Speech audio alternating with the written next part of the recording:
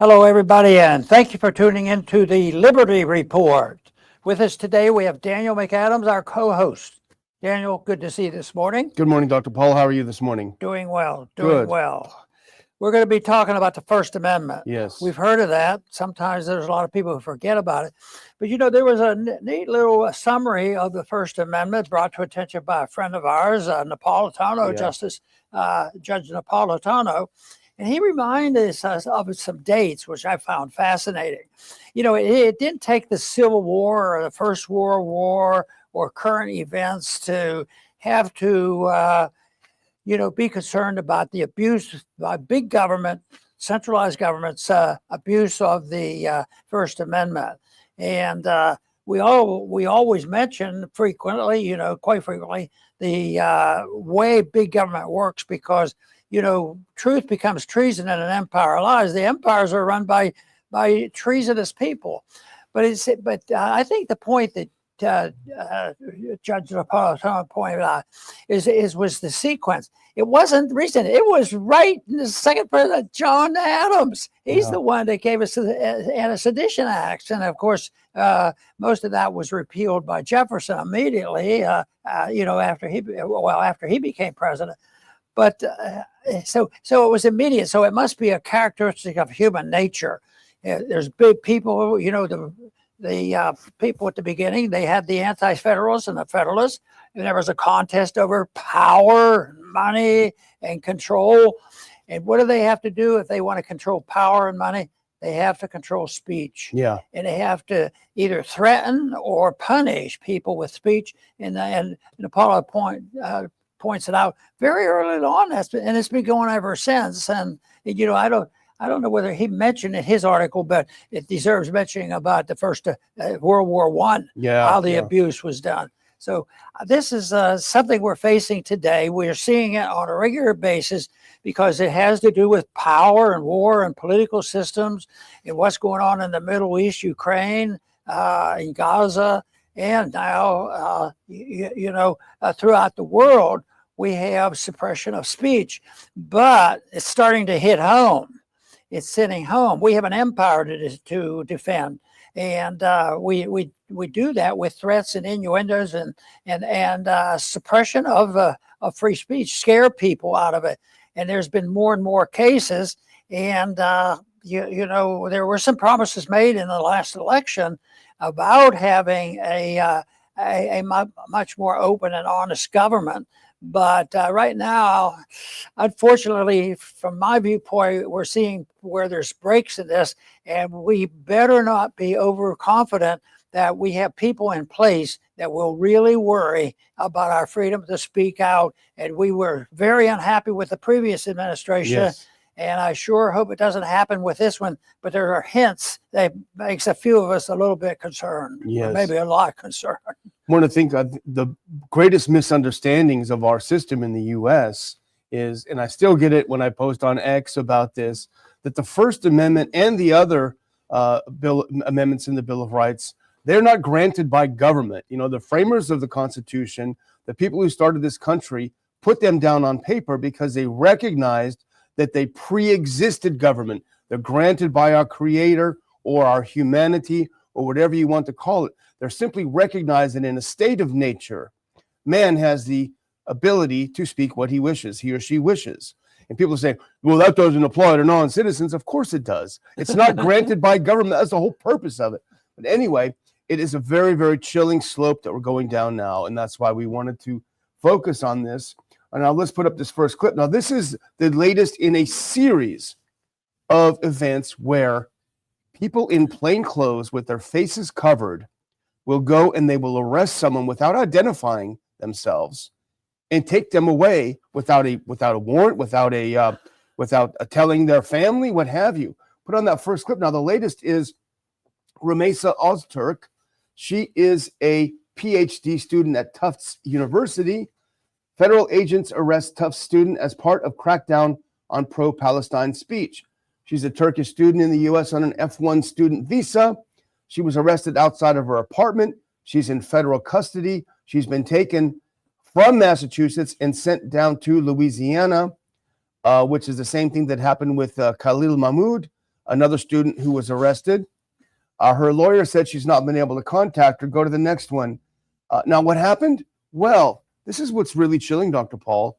There are these NGOs that are probably affiliated with foreign governments that are keeping lists of people who say things they don't like, and they're giving that list to the government. Ozturk had been targeted by the Canary Mission, a pro-Israel group that doxes students and professors who are critical of Israel. The Canary Mission's page on Ozturk lists only one example of her, quote, anti-Israel activism, and that is co-authoring an op-ed that called for Tufts University to divest from Israel and acknowledging the Palestinian genocide. No reason was given for her arrest. Her visa has been revoked, and she's about to be deported from the United States for writing an op-ed. Now, I do have a video of her arrest. Tell me if this doesn't remind you of something out of the Gestapo or out of the Soviet times, where this woman is walking down the street, people with masks on break out of their cars and arrest her, and she rightly, as a young woman, is terrified that a man accosts her, grabs her, and let's cue up that video and watch this. Full screen this, and let's watch. This is a surveillance of what happened.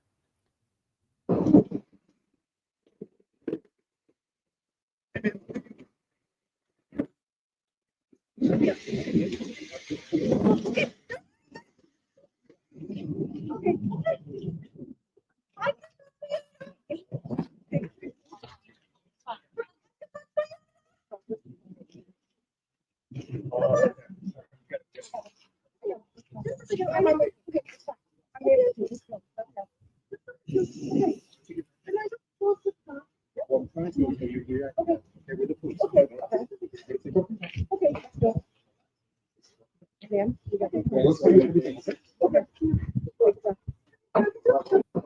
hard to believe that happens in the U.S., Dr. Paul. It seems bizarre.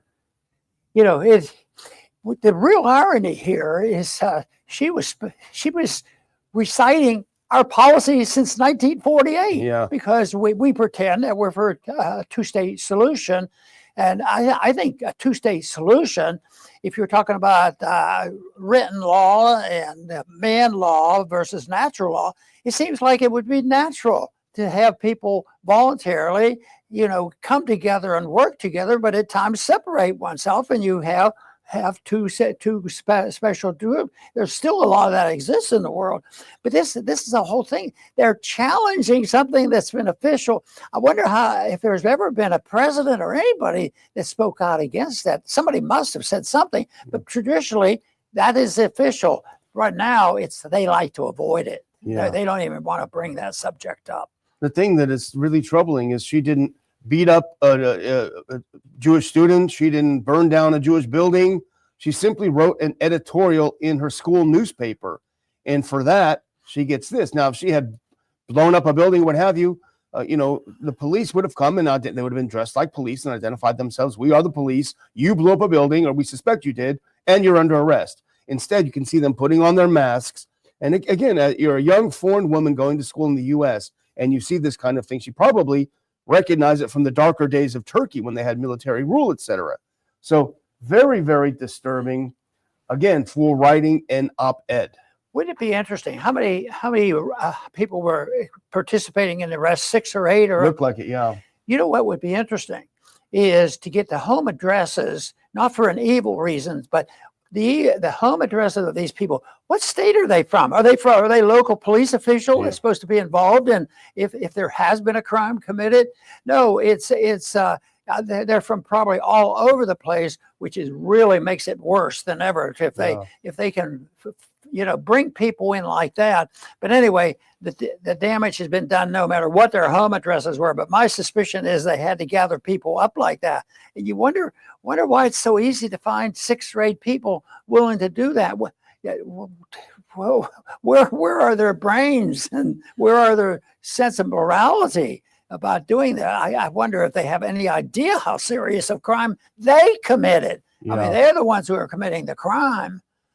Yeah, absolutely. And well, you warned about this back after 9/11 when they wanted to they're from the Department of Homeland Security. And you warned that we're creating an organization that's going to start behaving. I don't know if you use the exact words. They're going to start behaving like the Gestapo. They're going to view themselves as being above everything else.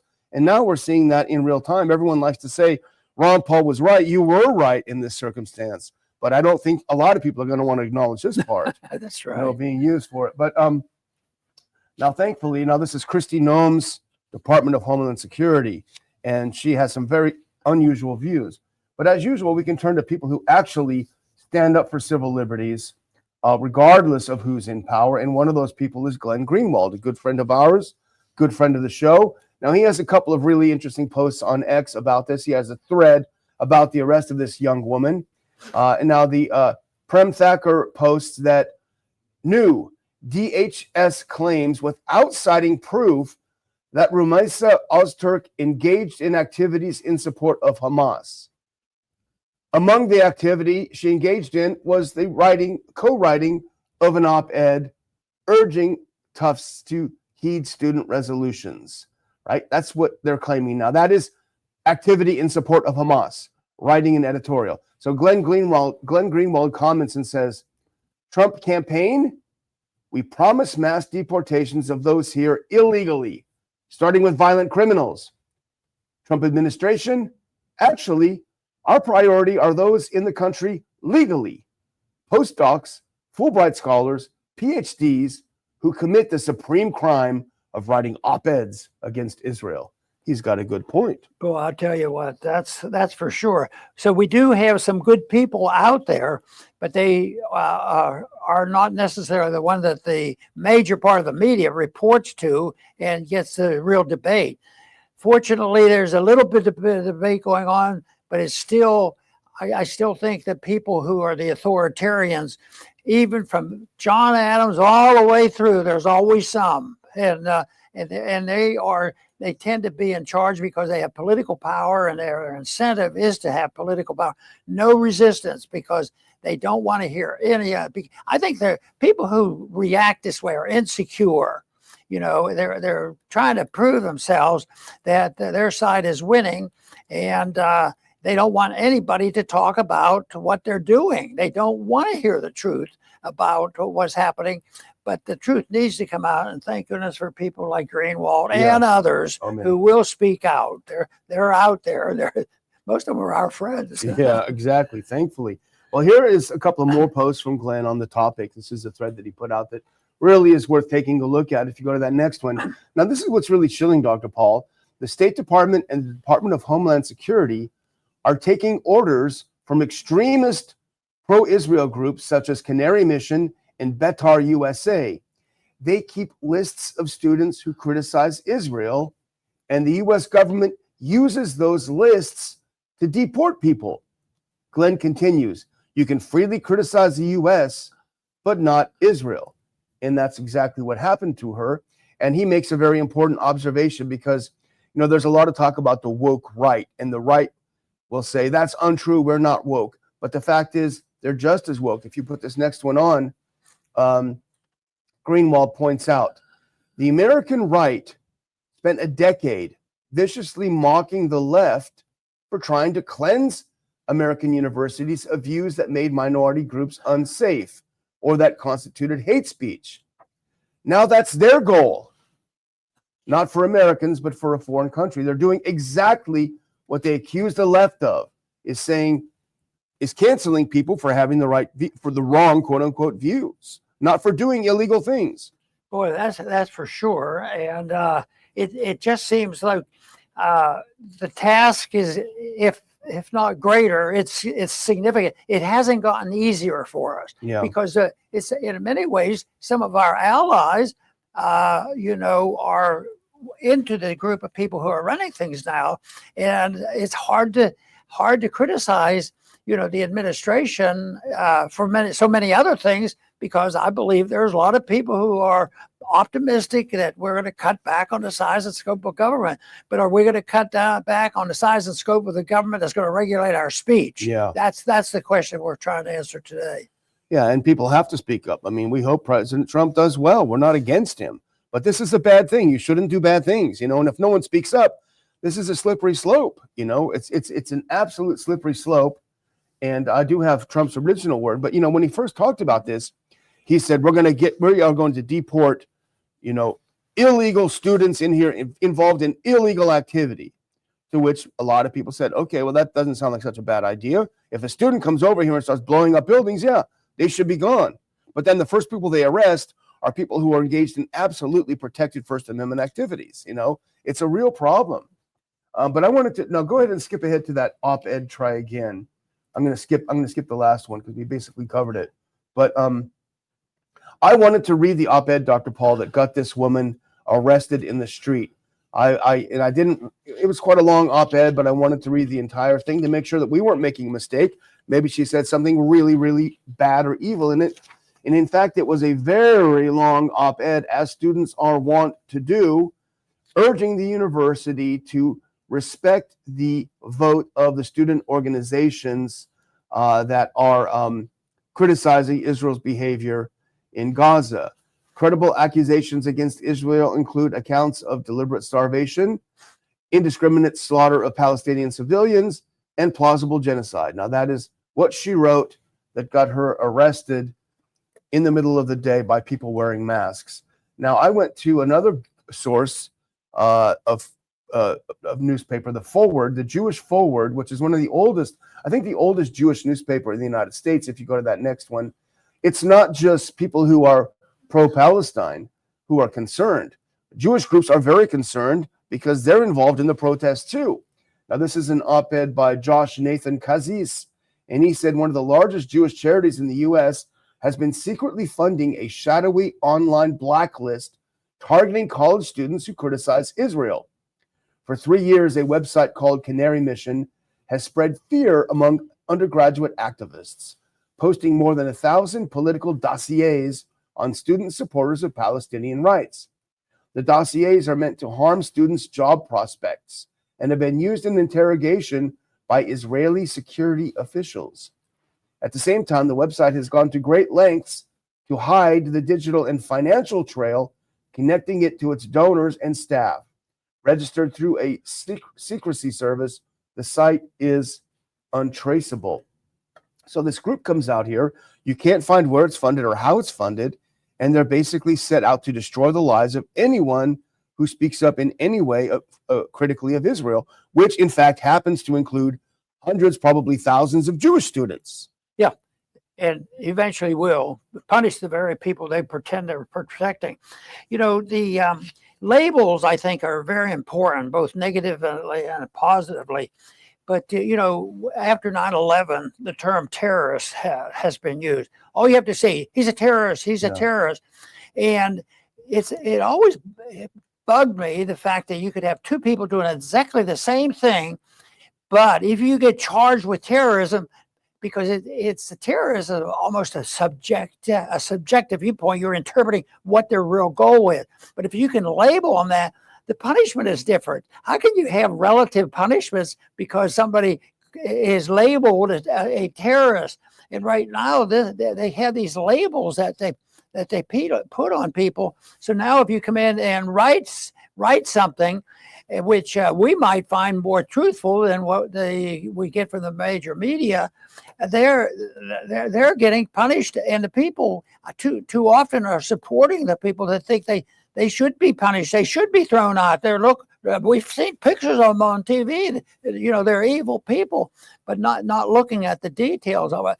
And believe me, I was pretty strongly against all this. I called it the whole mess and invasion that was going on, and it was we subsidized that monstrous thing, and now we're seeing something coming out of it, which is not necessarily an answer to what we had to put up with for those 4 years. Yeah, exactly. We're all for it. People are here illegally. Well, you got to deal with it. We're not against that. Now, I don't often do this, but I want to mention on the chat we have someone called Beer Dimful, who says, if you're not a citizen, do you even have any rights? The right to own firearms, the right to free speech? We can answer this over and over again. Of course, because these rights are not granted by the government. They are a recognition of the state of nature. Over and over again, we have to say this until I'm green in the face. Not only my shirt. But go on to the next one now. This is from the Jewish Forward.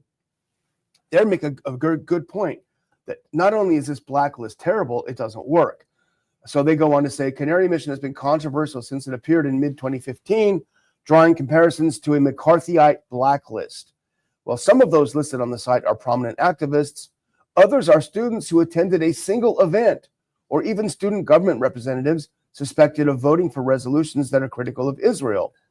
In recent months, it has been the subject of, and I highlight this, growing backlash from pro-Israel Jewish students and local Hillel professionals who say it's damaging to their own work. Now go to the next one. This is Tilly Shames, who runs the campus Hillel at University of Michigan, Ann Arbor, and she said, the tactics of the organization are troubling, both from the moral standpoint, but have also been proven to be ineffective and counterproductive.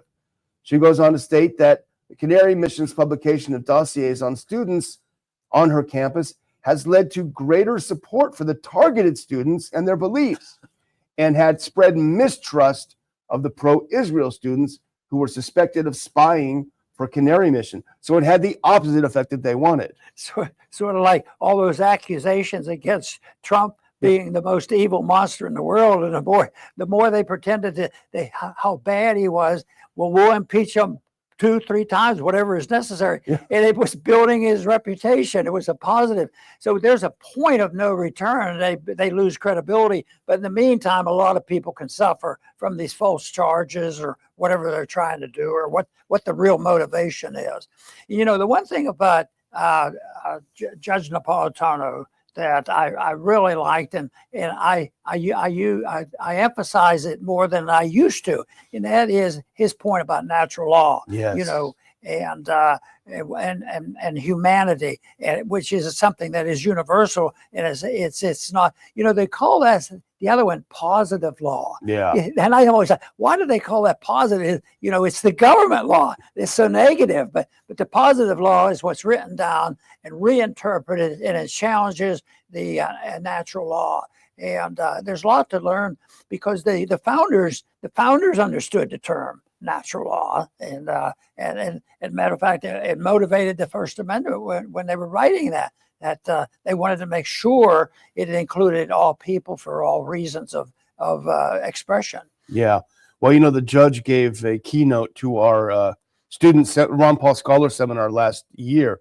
Those were a lucky group of students. I was lucky just to sit in on it, because that's what he talked about. It was an hour of power when he talked about the framers' intent, natural law. It was just terrific stuff. Great. Well, I'm going to close out, I guess. We're getting close to the witching hour here. And I'll do something a little bit different to close, Dr. Paul, if you don't mind. I want to just give a shout out. Put on that very last clip. I want to give a shout out to our friends over at antiwar.com. You know, we rely on them a lot. We rely on Dave DeCamp and the others a lot when we do this show. And it's their turn to raise a little bit of money. You got to keep groups like this alive if you want to get the truth out. You can only imagine how many organizations and groups would love to see antiwar.com shut down. We consider them a sister organization. We support each other. We help each other with different things. And so they're doing their spring fundraising. I would encourage anyone who benefits from them to go ahead and look in there and give to antiwar.com. They have a message up now today from John Mearsheimer. It's a great group, friends of ours for decades, 20, 30 years from the very beginning. So, you know, a lot of stuff has been going on throughout history about regulating speech, because people are threatened by that and they're insecure about it, and they don't have a love of liberty, and they have a much greater interest, and they justify it morally. The people need help. They need people like us who are smart. We need them. They need us to take care of them. How would they eat, and how would they get medical care? How would they get a good education? And they're convinced that they're doing well. Others are just pure warmongers and power seekers. And you know, I've often said that our foreign policy is atrocious. It's based on the assumption of empire. And to gather up more supporters in empire, we go to the weaker nations. And because we have been artificially very, very wealthy beyond our means, and now it's being discovered maybe we aren't quite as wealthy as we thought we were. So we would go in, and we still are capable of doing it because compared to others, we are still a rich and blessed country. So we go into the people that we want them to do our dirty work for, and do and carry out some evil things that we don't personally want to be blamed for. We've shifted from losing a lot of lives in Korea, like in Korea and Vietnam, and now we just support certain invasions and different things because we have money. We buy the bombs and the information they need and send in some other troops. And now I think the control has changed a little bit because I say we give them money, and if they do what we say, we give them more money as long as they respond. If they don't, then we bomb them.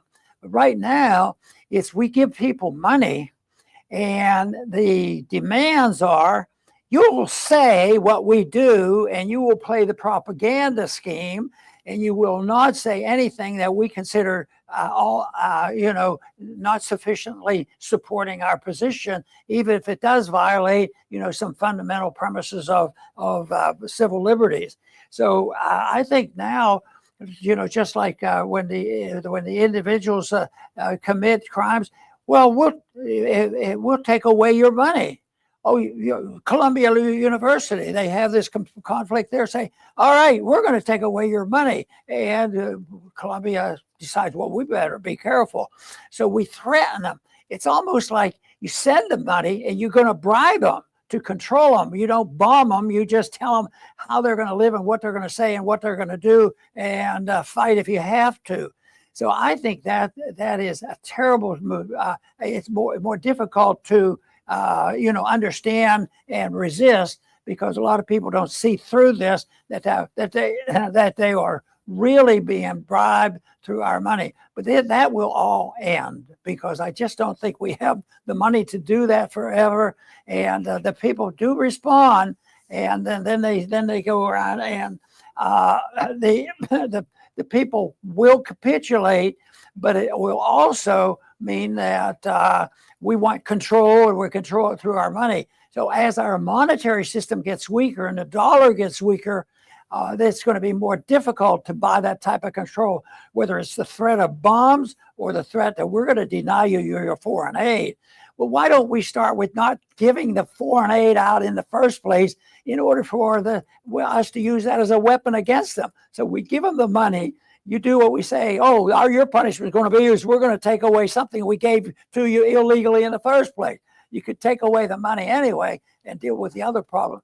But no, it's complex, and yet it might look different to different people, but it's the same thing. It's control, it's authoritarianism versus personal liberty.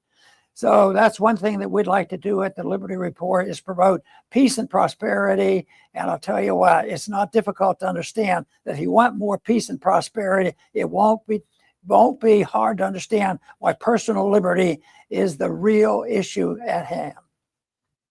I want to thank everybody for tuning in today to the Liberty Report. Please come back soon.